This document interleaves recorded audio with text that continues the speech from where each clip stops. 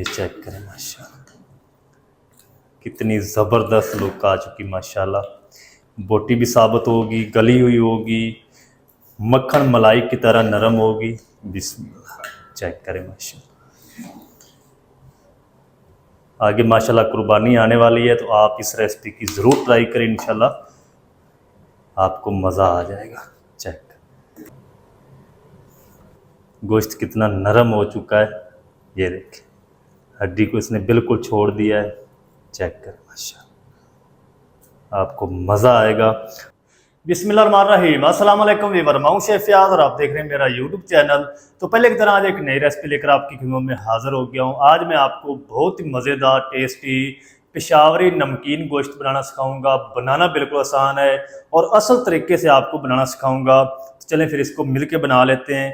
तो पेशावरी नमकीन गोश्त बनाने के लिए यहाँ पर मैंने 2 किलो बीफ ले लिया है। आप मटन में बना सकते हैं, सेम तरीका होगा। दरमियानी बोटी बनवा ली है। अच्छा, जो पेशावर में बनाया जाता है ना, उसकी थोड़ी सी बोटी जो है वो बड़े साइज़ में होती है, तो हर घर में उस तरह की बोटी नहीं बनाई जाती। तो मैंने इस तरीके सिंपल बोटी बनवा के इसको अच्छी तरह से धो लिया, वाश कर लिया। ये देखिए, इसके अंदर ब्लड वगैरह नहीं होना चाहिए। सिरका आपने इसको नहीं लगाना। अगर सिरका लगा के आप इसको बनाएंगे ना, सारी जो बोटियाँ गोश्त की वो टूट जाएंगी, चूरा बन जाएगा। तो हमने उस तरीके इसको नहीं बनाना। जिस तरीके पेशावर में बनाया जाता है ना, सेम तरीका आपके साथ शेयर करूँगा। तो 4 मैंने बड़े साइज़ के लाल टमाटर ले लिए। प्याज नहीं इसके अंदर शामिल किया जाता।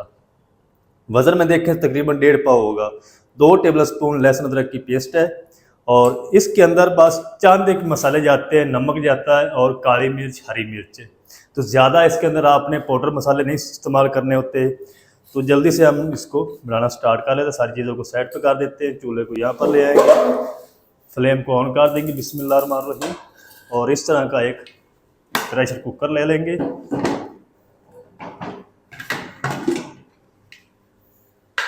इसके अंदर हम शामिल करेंगे तकरीबन 2 से 3 टेबलस्पून कुकिंग ऑयल। ज़्यादा आपने ऑयल नहीं शामिल करना, क्योंकि बीफ के अंदर फैट है। तो ये फैट से ही ज़्यादा बनाया जाता है, चर्बी से। उसी से हम बनाएंगे इसको। और इसी के साथ हम शामिल कर देते हैं ये लहसुन अदरक की पेस्ट। लहसुन अदरक की पेस्ट को ना हम तकरीबन कोई 1 मिनट के लिए अच्छी तरह से ऑयल के साथ भून लेंगे, ताकि इसका कच्चापन ख़त्म हो जाए। फिर मैं आपसे मिलता हूँ। लहसुन अदरक की पेस्ट को ना 1 मिनट तक अच्छी तरह से भून लिया है। इस टाइम पे आके ना हम इसके अंदर शामिल करेंगे बीफ। बिस्मिल्लाह। अच्छा, इसके अंदर ना फैट भी है, ये देखें। अगर फैट ना हो तो फिर आपने इसके अंदर थोड़ा सा बटर डाल देना है। तो बनास्पति घी या ऑयल आपने ज़्यादा इसके अंदर नहीं डालना। अब हम क्या करेंगे, फ्लेम को हाई रखेंगे। हाई फ्लेम करके गोश्त की अच्छी तरह से भुनाई करेंगे। 4 से 5 मिनट लगेंगे, ताकि जो बीफ है ना, गोश्त है, ये अच्छी तरह से अपना कलर चेंज कर जाए। फ्लेम को आपने हाई रखना है। अच्छा, इसके अंदर हम प्याज का इस्तेमाल नहीं करेंगे। अगर आप नमकीन प्याज गोश्त बनाना चाहते हैं, तो 3-4 दिन पहले मैंने वीडियो अपलोड की है चैनल पर। आप उसको जाकर देख सकते हैं कि नमकीन प्याज गोश्त किस तरीके से बनाया जाता है। उसका लिंक जो है वो आई बटन में दे दूंगा और एंड स्क्रीन में भी आपको शो हो जाएगी। तो गोश्त की अच्छी तरह मैं भुनाई कर लूँ 4 से 5 मिनट तक, फिर मैं आपसे मिलता हूँ। अच्छा, गोश्त की ना मैंने इधर तकरीबन 4 से 5 मिनट तक हाई फ्लेम करके अच्छी तरह से भुनाई कर ली। ये देखिए, जो गोश्त है अच्छी तरह से कलर चेंज कर चुका है। हल्का फुल्का सा इसने पानी भी छोड़ दिया है। तो इस टाइम पे आके हम क्या करेंगे, ये मेरे पास तकरीबन 10 से 12 जवे लहसुन के हैं, 4 सब्ज़ मिर्च है साबुत, ये डाल देंगे। और ये जो लाल टमाटर है ना, इनके हम 2-2 पीस करके इसमें डाल दें।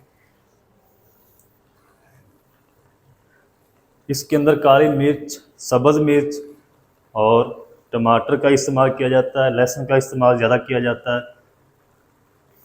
अच्छा, अब हम क्या करेंगे, इसके अंदर शामिल करेंगे तकरीबन 1 कप पानी।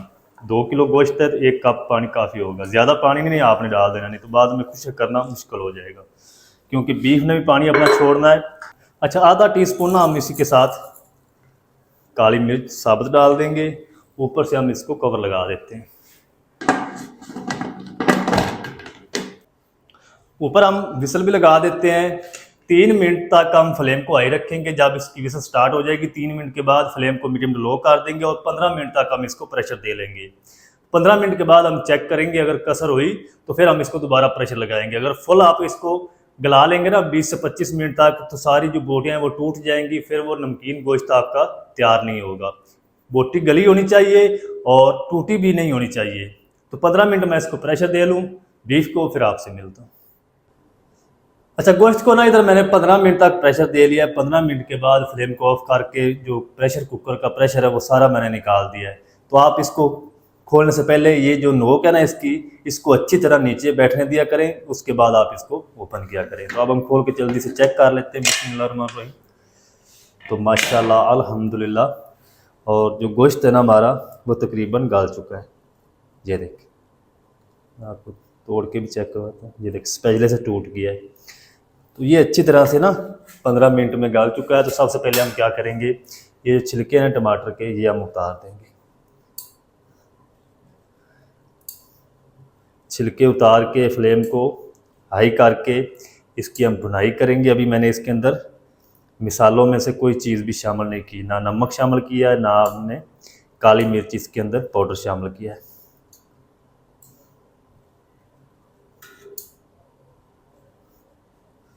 और ये जो हरी मिर्चें हैं ये भी हम निकाल देंगे, ये हमें बस नहीं चाहिए।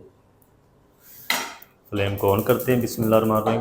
फ्लेम को हाई रखेंगे। इसके अंदर 1.5 टीस्पून नमक शामिल कर देंगे, या अपने टेस्ट के हिसाब से शामिल कर लें। और गोश्त की ना हम अच्छी तरह से भुनाई करेंगे। ये देखें 1 कप मैंने पानी डाला है इसके अंदर, तो ये कितना पानी हो चुका है। तो इसको हमने खुश्क करना है। ज़्यादा पानी डाल देंगे तो फिर आप पानी सुखाते सुखाते जो बोटियाँ हैं ना गोश्त की वो सारी टूट जाएंगी। तो अच्छी तरह से भुनाई कर लूँ मैं, फिर आपको दिखाता हूँ। अच्छा, गोश्त की ना मैंने तकरीबन 4 से 5 मिनट तक अच्छी तरह से भुनाई कर ली है। पानी भी तकरीबन खुश्क हो चुका है। और इस टाइम पे आके ना हम क्या करेंगे, इसके अंदर शामिल करेंगे 1 टीस्पून फ्रेश कूटी हुई काली मिर्च और आधा टीस्पून भुना कूटा हुआ ज़ीरा डाल देंगे। और 4 से 5 साबुत हरी मिर्च जो है ये डाल देंगे इस टाइम पे, जो पहले मैंने निकाली है। अगर उसको आप साथ पकाएंगे तो ये ज़्यादा तीखी हो जाएगी। इसका हमें सिर्फ फ्लेवर चाहिए इसके अंदर। मज़ीद 1 मिनट ना इसको और भून लेंगे, ज़्यादा नहीं पकाना, नहीं तो ये सारा जो कलर है इसका ख़राब हो जाएगा, क्योंकि हमने काली मिर्च डाल दी है कूटी हुई, तो ये ब्लैक की तरफ चला जाएगा। अच्छा, नमकीन गोश्त को ना मैंने तकरीबन 1 मिनट तक और कुक कर लिया है।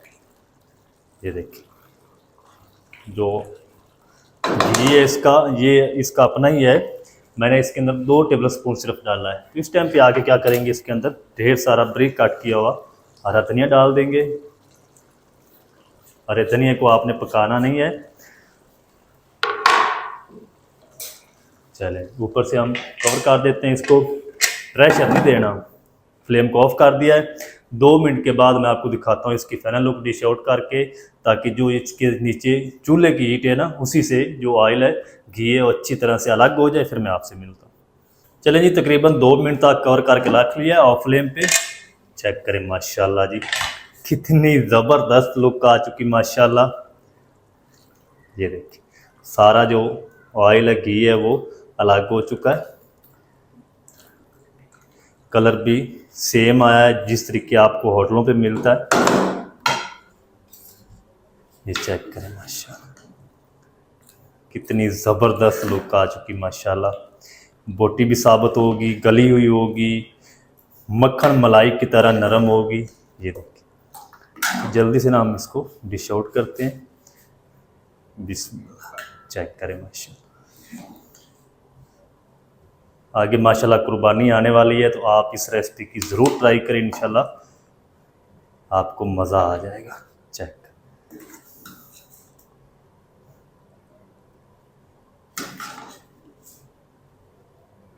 ये देखिए माशाल्लाह, लड्डू पेड़े हैं मज़े। ये देखिए, तो ये नमकीन गोश्त जो बनाया जाता है ना पेशावर में, इसी तरह बनाया जाता है। सिंपल इसके अंदर मसाले होते हैं, हल्का फुल्का सा ये स्पाइसी होता है। ये देखिए,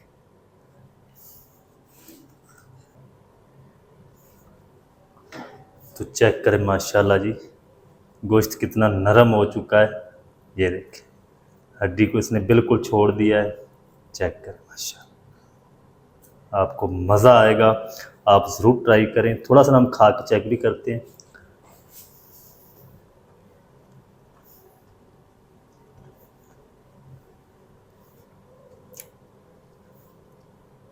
मज़ेदार माशाल्लाह बन चुका है।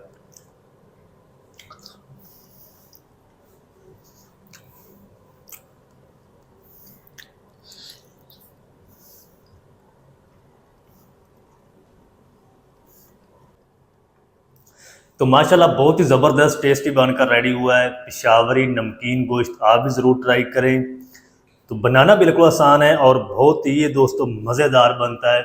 आप भी ईद पर ज़रूर ट्राई करें, इंशाल्लाह आपको मज़ा आएगा।